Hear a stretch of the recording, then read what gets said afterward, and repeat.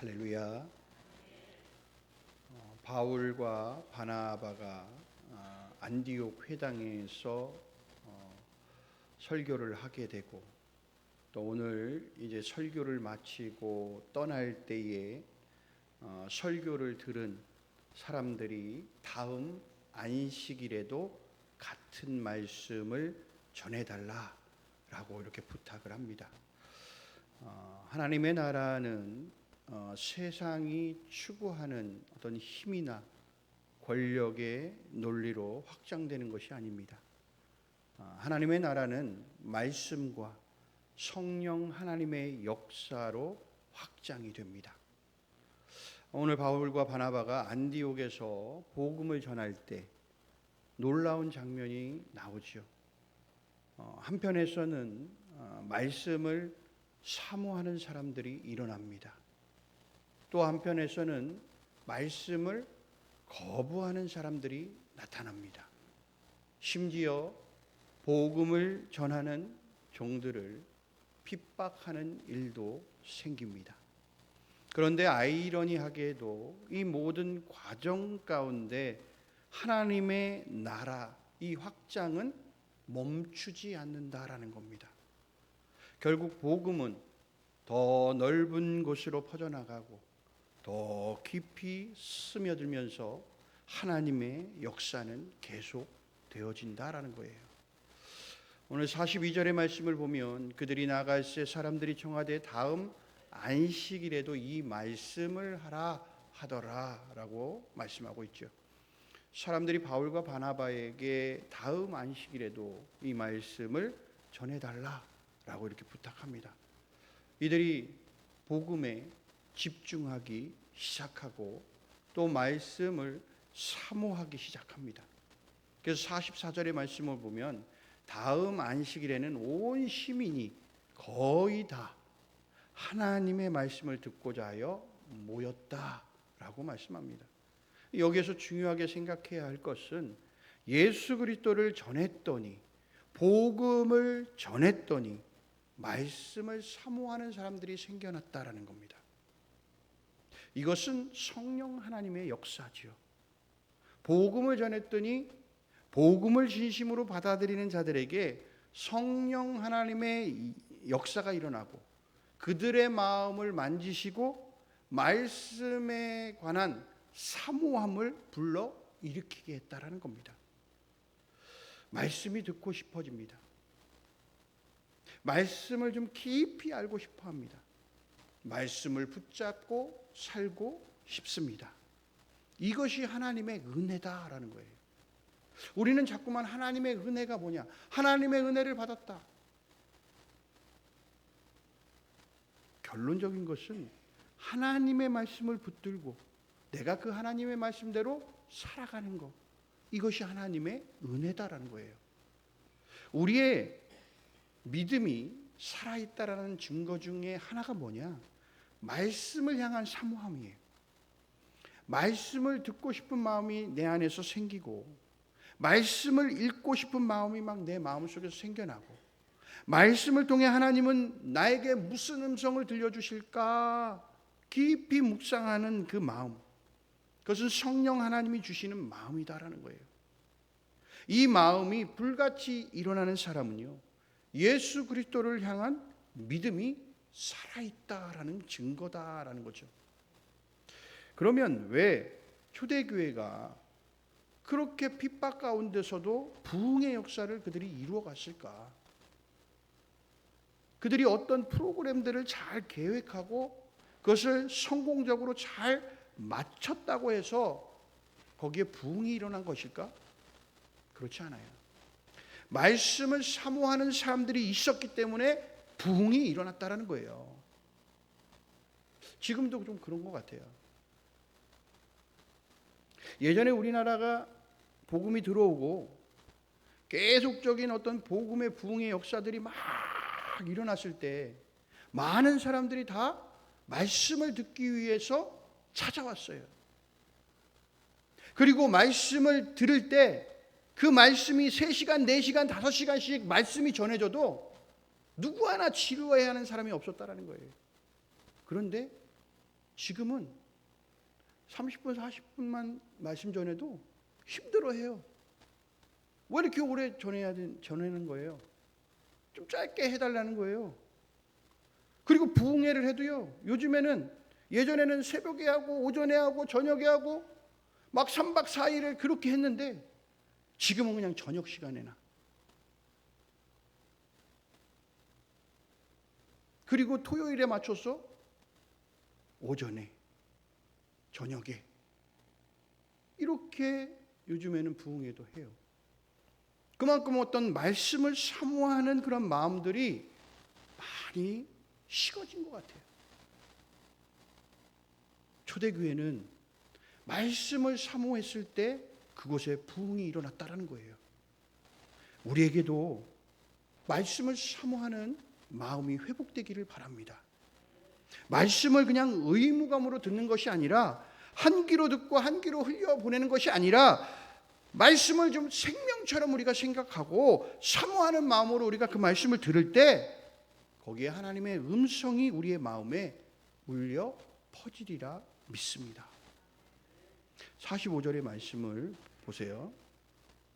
유대인들이 그 무리를 보고 시기가 가득하여 바울이 말한 것을 반박하고 비방했다라고 말씀하죠.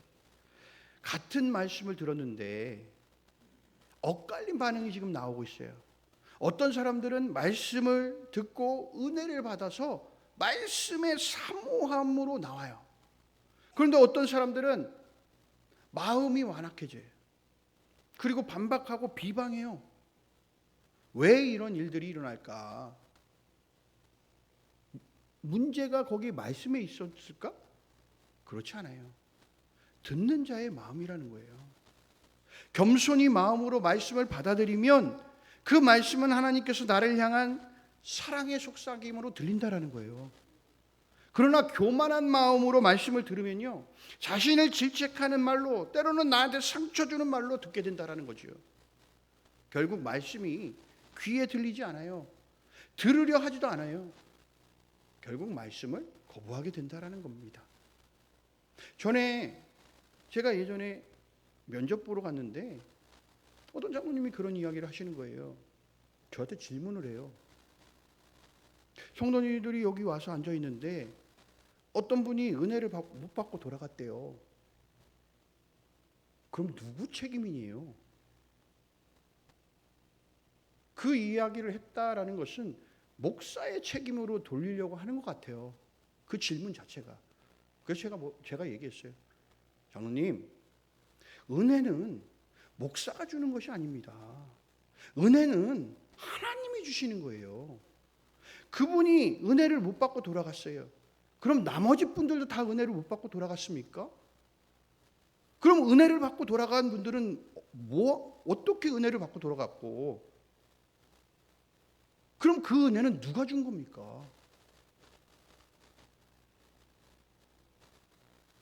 목회자가 복음으로 말씀을 전하지 못하고 다른 이야기들을 꺼내어서 어떤 성경의 진리를 떠난 말을 했다라면 목회자의 책임일 수 있겠죠. 그러나 복음을 진리대로 전했는데 은혜를 못 받았다? 그럼 그것은 자신이 마음을 열지 않았기 때문에 그래요.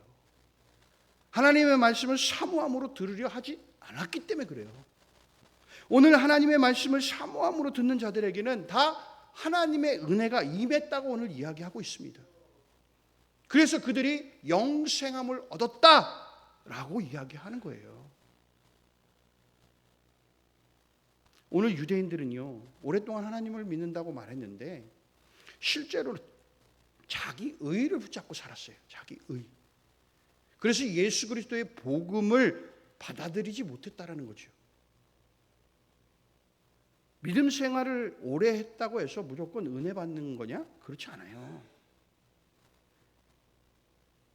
들을 귀가 있어야 되고요. 마음의 문이 열려 있어야 돼요. 하나님, 오늘도 하나님께서 주시는 그 말씀, 내게 주시는 말씀으로 받겠습니다. 그렇게 고백할 때 하나님은 그 사람에게 은혜를 풍성히 부어주시는 겁니다. 여러분 49절 말씀 보세요. 그러면서 주의 말씀이 그 지방에 두루 퍼졌다라고 말씀하죠. 그러니까 복음이 그냥 한 지역에 선포되자 그러니까 놀라운 일이 벌어져요. 말씀은 그냥 한 사람에게 멈추지 않아요. 여러 지역으로 그러면 계속 뭐예요? 퍼져나가고 있다라는 거죠. 그러니까 하나님의 말씀은 생명력을 가진 씨앗과 같아요. 민들레 호씨가 퍼지는 장면을 우리는 목격하죠. 다 여기 있는 분들은 다 그거에 대해서 목격하셨을 겁니다. 민들레 호씨는 바람에 의해서 불면 그 호씨들이 날아갑니다. 그죠? 그래도 우리가 가끔 그 민들레 호씨 붙어 있는 거 이렇게 해가지고 떠가지고 이런 거 많이 해보셨잖아요. 안 해보신 분들이 있으세요? 다 여기 해보셨을 거예요. 저도 해봤으니까 잘라갖고 이렇게 불면 막 호씨들이 막 날아가잖아요. 이 민들레 호씨를 이렇게 불면 바람을 타고 어디론가 탁 날아가서 거기에 떨어져 거기에서 꽃을 피워요. 여러분 오늘도 이 강단에서 전해지는 이 말씀이 여러분의 마음에 떨어져서 생명력을 갖게 하는 거예요. 그리고 여러분들은 그 생명력이 여러분들 안에서 일어나서 꽃을 피워서 여러분들이 세상으로 나가서 복음의 진리를 선포하게 되는 겁니다. 그러면 그곳에 성령 하나님의 역사를 통해 다른 생명들을 탄생시키게 되는 거예요. 이게 복음이에요. 그런데 우리는 말씀을 잘 사모함으로 안 받아. 열린 마음으로 받지 않아. 그러면 과연 우리 안에서 생명력이 있겠냐고요. 내가 나가서 복음의 진리를 선포할 수 있겠냐고요. 내 안에 생명력 되는 말씀이 우리 안에서 열매가 되어지면 맺혀지면 나아가서 우리는 복음의 진리를 선포할 수밖에 없다라는 거죠. 그럼 그 복음의 진리를 선포할 때 그곳에 또 생명을 낳게 된다라는 것입니다. 여러분 복음에는 하나님의 능력이 있기 때문에 그래요. 그래서 복음은요 핍박 속에서도 확장되는 거예요. 거절 속에서도 계속 퍼져나가는 겁니다. 초대교회의 역사를 보면요 그냥 핍박의 연속이에요. 그 핍박의 연속 속에서도 복음은 더 빠르게 더 멀리 더 넓게 확장되어져 갔다라는 겁니다. 하나님의 나라는 막을 수 없는 나라예요. 세상은 교회를 약하게 보지만 하나님은 지금도 말씀을 통해 하나님의 나라를 확장해 나가고 계시다라는 것입니다. 여러분 한 사람을 통해서 하나님 나라가 확장되어져 갈 수 있어요.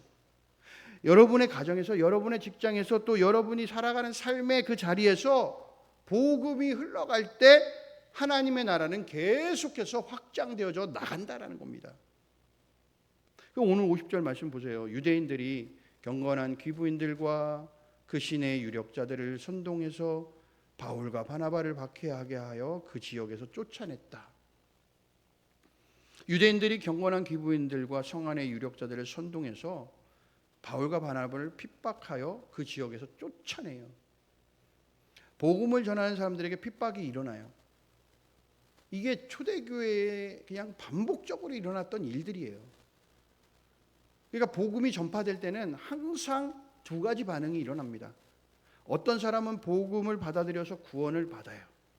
그러나 어떤 사람은 복음을 대적해서 멸망의 길로 가게 됩니다. 요한복음 15장 20절에 이런 말씀이 나와요. 사람들이 나를 핍박하였은즉 너희도 핍박할 것이다. 그러니까 복음은 세상의 가치와 충돌하기 때문에 그래요. 세상은 죄를 좋아해요. 근데 복음은 그 죄를 드러내요. 그래서 때때로 복음은 거부당하고 핍박받는 거죠. 그러나 중요한 사실이 있어요. 이 핍박 속에서도 복음은 멈추게 할 수 없다. 이 핍박이 복음을 멈추게 할 수 없어요. 오히려 핍박은 복음을 더 멀리 보내는 도구로 사용되기도 한다라는 겁니다. 초대교회 때 만약에 그들이 핍박이 없어서 예루살렘 그 안에서만 있었다라면, 평안하게 예수님을 믿기만 했다라면 이방으로 그 복음이 전해졌겠냐고요. 핍박이 있으니까 사마리아로 또 이방 지역으로 이 복음을 들고, 처음에는 그들이 피신해서 나간 것 같지만 하나님의 계획은 그게 아니죠. 그들을 통해 또 다른 누군가에게 세계 가운데 복음의 증인으로 만들기 위해서 그들에게 핍박을 하나님께서 계획하셨다는 거예요. 이 핍박까지도 하나님은 복음의 도구로 사용하셨다는 것이죠. 오늘 바울과 바나바가 쫓겨나요. 그런데 바울과 바나바는 낙심하지 않습니다. 그들은 주님의 말씀대로 발에 티끌을 떨어버리고 다른 지역으로 복음을 전하러 갑니다. 그러면서 52절 말씀에 제자들은 기쁨과 성령이 충만했다라고 말씀하시죠. 핍박을 받았는데, 쫓겨났는데, 그런데도 기쁨과 성령 충만함이 있어요. 왜 그렇습니까? 그들은 하나님이 맡겨주신 그 사명을 잘 완수했기 때문에 그래요. 복음을 전하는 사람의 기쁨은 어떤 환경 속에서 오는 것이 아니라 사명을 온전히 감당하는 것에서부터 온다라는 겁니다. 우리에게도 동일한 사명이 있어요. 예수님께서 마지막으로 주신 명령이 있습니다. 너희는 가서 모든 민족을 제자로 삼아라 말씀하셨어요. 여러분의 말 한마디, 또 여러분들의 삶의 모습, 여러분들의 그 사랑과 섬김이 복음을 전하는 통로가 될 수 있다라는 겁니다. 여러분, 이 귀한 사명을 잘 감당할 수 있는 충성스러운 청지기가 되기를 간절히 소원합니다. 하나님의 나라는 앞으로도 계속 확장되어 갈 것임에 틀림없어요. 지금 한국 교회가 뭔가 흔들리는 것 같아 보여도 분명히 또 하나님이 준비된 사람들을 통해서 하나님의 나라를 확장해 나가실 거라 믿습니다. 여전히 하나님은요, 이 시간과 공간 속에서 역사하고 계시기 때문에 그렇습니다. 그 과정 가운데 말씀을 사모하는 사람들이 있어요. 말씀을 거부하는 사람들도 있어요. 복음을 전하는 종들을 핍박하는 일도 일어나요. 그러나 중요한 건요, 복음은 멈추지 않는다라는 겁니다.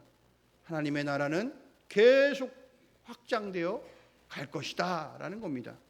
그러면 하나님 나라가 확장될 때 하나님은 이 일을 위해 말씀의 은혜를 받은 자들을 분명히 하나님께서 준비하시고 사용하시리라 믿습니다. 사랑하는 성도 여러분, 말씀을 사모하는 사람이 되시기를 바랍니다. 말씀을 붙잡는 사람이 되기를 원합니다. 그리고 복음을 전하는 사람이 되기를 원합니다. 그럴 때 하나님은 우리를 통해 하나님의 나라를 확장해 가실 줄로 믿습니다. 우리 모두가 하나님 손에 붙잡혀 하나님의 귀한 일들을 잘 감당해내는 귀한 믿음의 사명자들이 되기를 주님의 이름으로 간절히 소원합니다.